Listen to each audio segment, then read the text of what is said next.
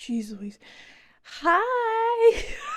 So, this is going to be kind of my wrap up of 2 months because if you've watched any of my other videos recently, you probably haven't. Hello, welcome. I, for some reason, in like December all the way until like March, I get in a weird slump. Maybe it's seasonal depression. I don't know. I definitely took my sweet time reading these past 2 months. Like it took me 2 weeks to read some of these books. It was bad, okay? But just know I'm still a slow reader. So even if I do this at like the end of March or beginning of April, I'm probably not gonna be reading 22 books like other girlies are. Okay, let's just start this. All right, let's start it with a book that I got for Christmas. That was $20, if I'm remembering right, for this sweet old baby. This is Swordcatcher by Cassandra Clare. You know, if you couldn't tell from the gigantic text on this, it is her first, I think, adult fantasy debut. I will say though that this reads more as like, well, okay, I'll get into it in a second. I gave this book 3 stars. First off, this book reads as still as a YA, but with like swear words and adult topics thrown in. I don't know how to make that make sense, but in this, it still feels like her old writing. Which, if you are a fan of Cassandra Clare's writing, which I am, then you'll probably like this book. I will say though, I don't think I ever will read the like what's the first series in the Shadowhunter universe? What is it called? I'm blanking. I don't know. But I'm probably never going to read that because from what I've heard, it's kind of crazy. And I do believe that Cassandra Clare's writing, as she's gotten more in depth into the Shadowhunter universe, her writing has gotten better with her aging and with her being in that universe. And that being said, I feel like she writes incredibly well in a very established universe. I feel like this, she's already setting up really good characters and she's already setting up a really cool world, but it's definitely feels more just like she's not yet comfortable in this, and it feels like we're still slugging along in this book. The relationships so far in this, I'm very excited to see where they lead. I'm very happy with the relationships in it. Normally, Cassandra Clare makes you wait like 3 books before she gives you like anything that's like actual, like they actually have physical contact in any form. Otherwise, it's just like pining and them being like, I love you, and like, but we can't be together. In this, she just kind of unloads it on you. I have like a whole spoiler reading thing for this.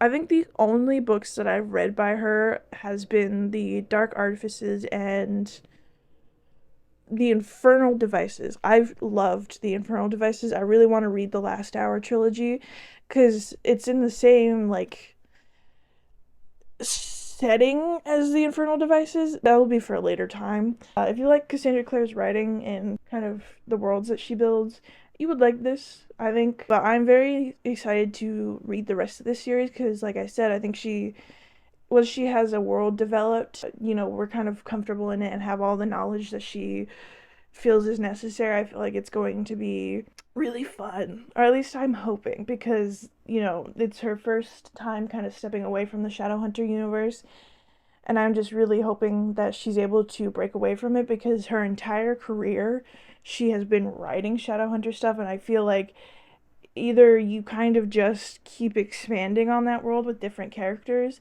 and it kind of becomes redundant and people don't really want that anymore, or you can try stepping out of your own zone, but people might not like that because they love, they want more of the same thing. It's tomato tomato, okay? I don't think that should have been $20. Yes, it was a new release and it's a hardcover. $20? That's a little insane, okay? I feel bad for the Canadian people because y'all probably have to pay that for even after it's not a new release, just for the hardcover. Y'all are suffering. The next 2 books that I read in January were. Sorry, got a text.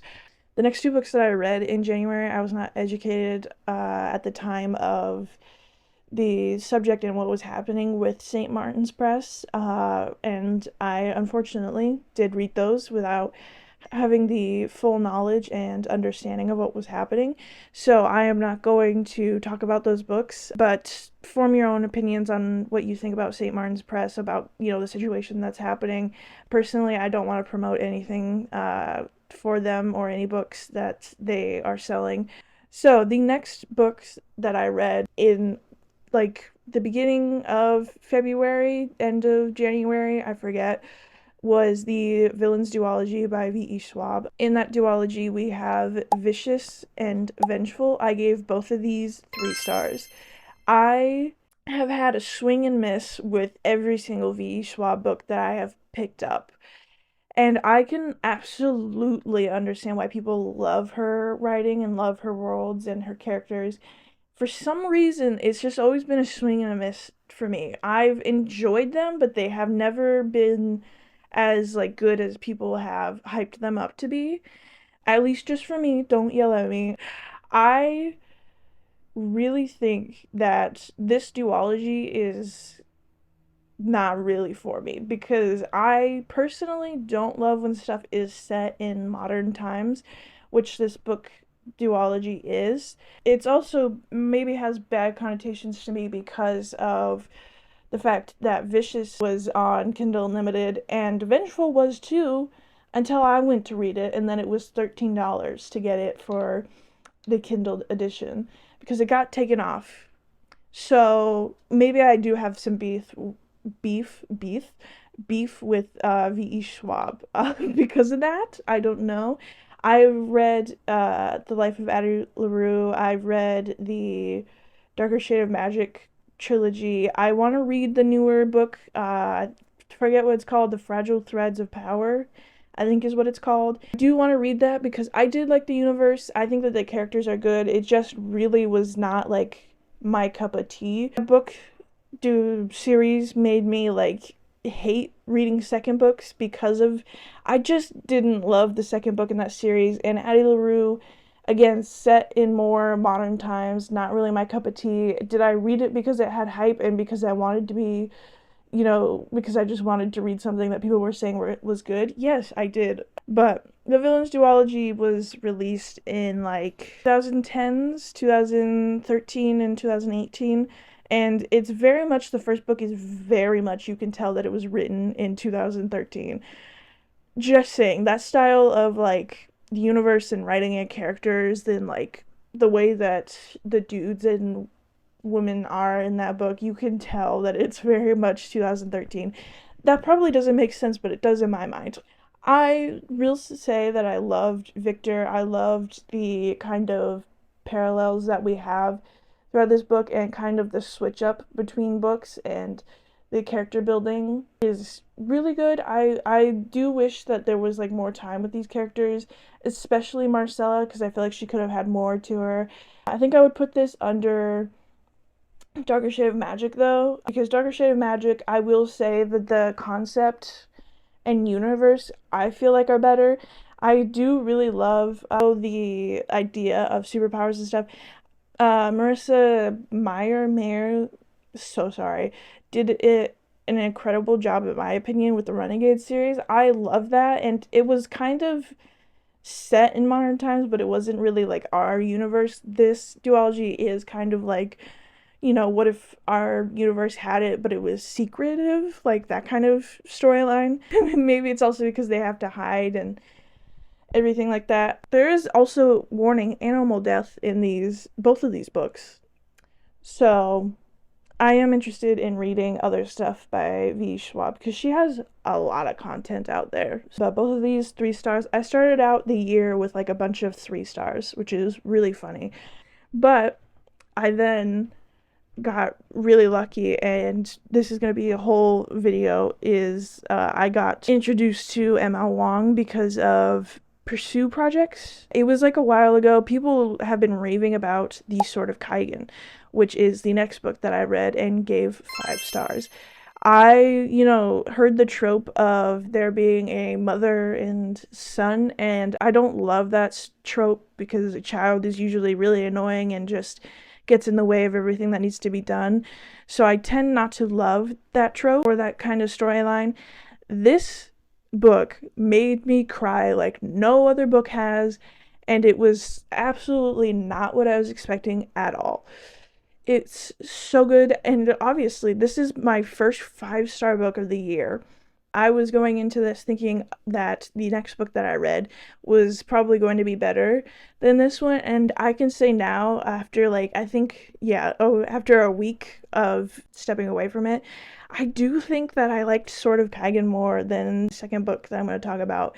This is will make you cry, or at least it made me cry, and I don't normally cry at books, so be fair warned about that. This has talk of a lot of really heavy subjects, like assault and child death abuse, multiple very heavy subjects. So look up trigger warnings for both of these books, all of these books, honestly, because there is some stuff in all of these, but especially M.L. Wang's books, because she covers a lot of heavier subjects, which I personally really love reading books that do that.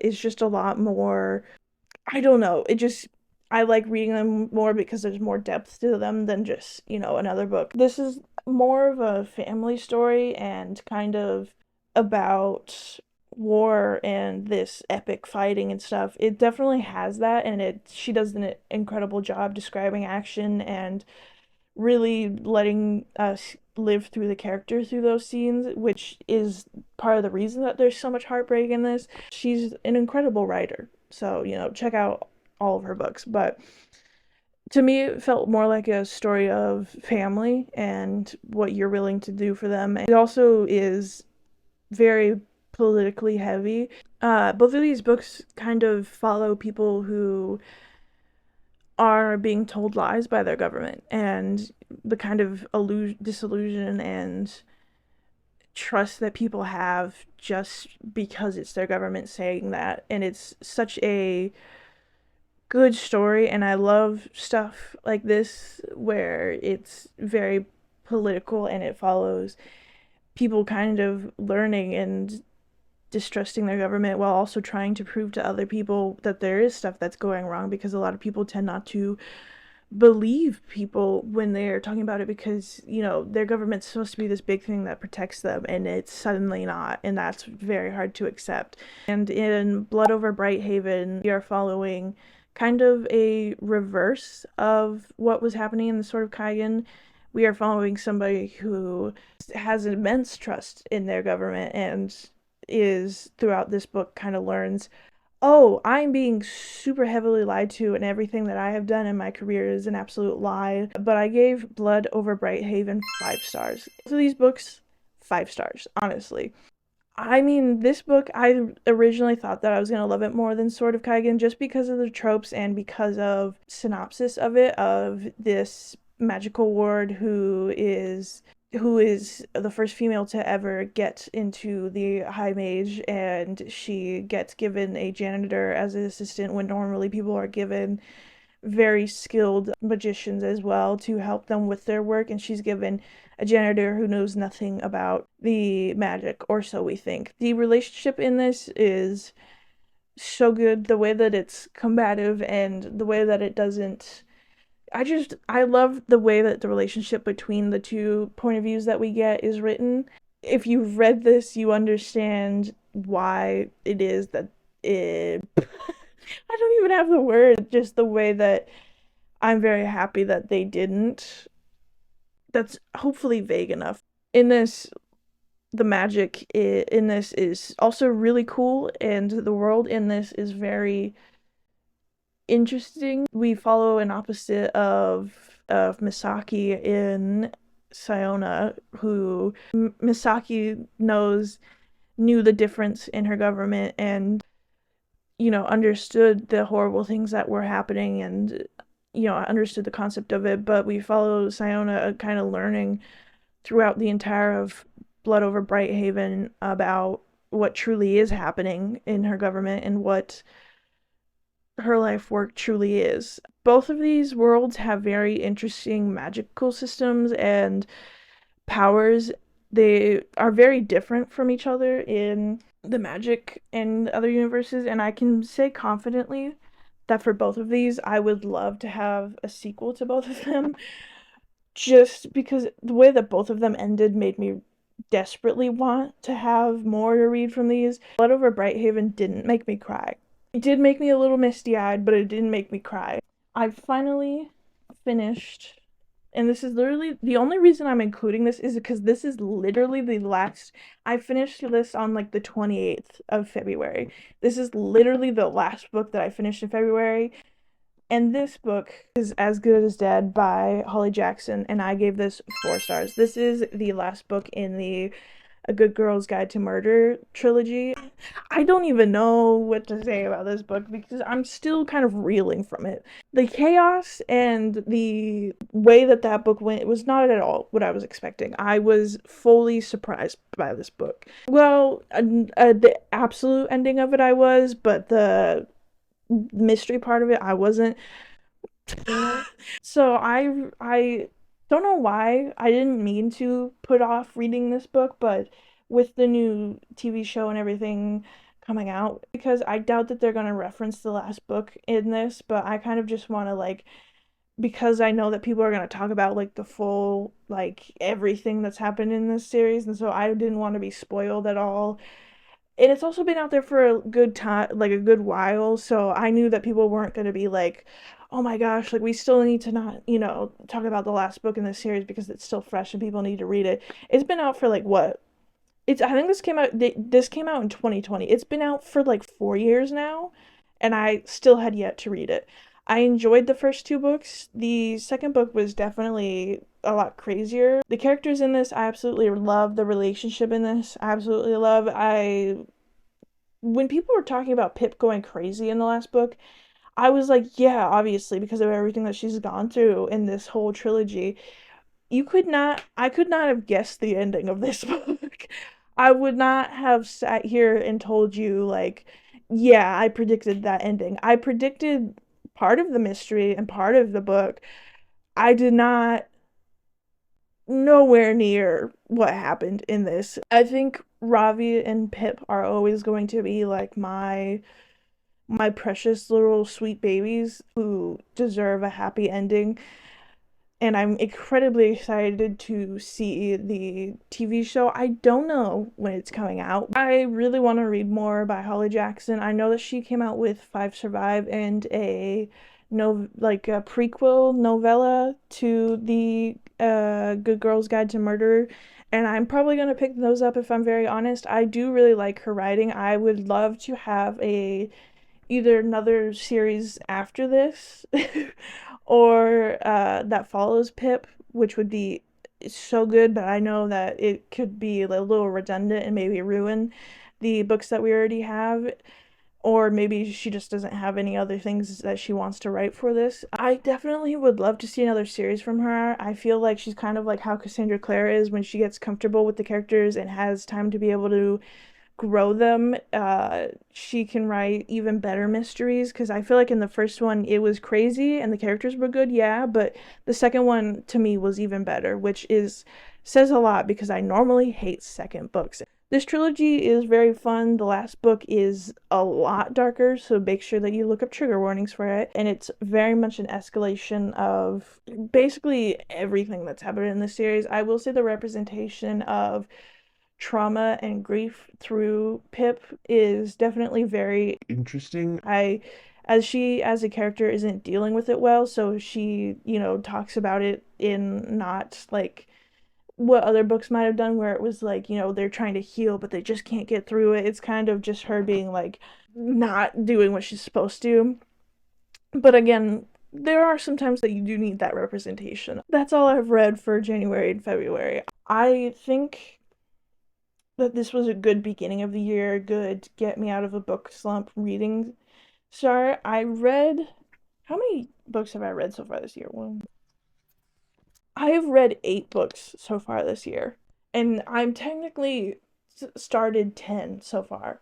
Anyways, I will see you in my next video, which is already recorded, and just like literally the end of this list is just books that are gonna be in like next videos. So if you want to see like my full spoiler review on Sword of Kaigen and Blood Over Brighthaven.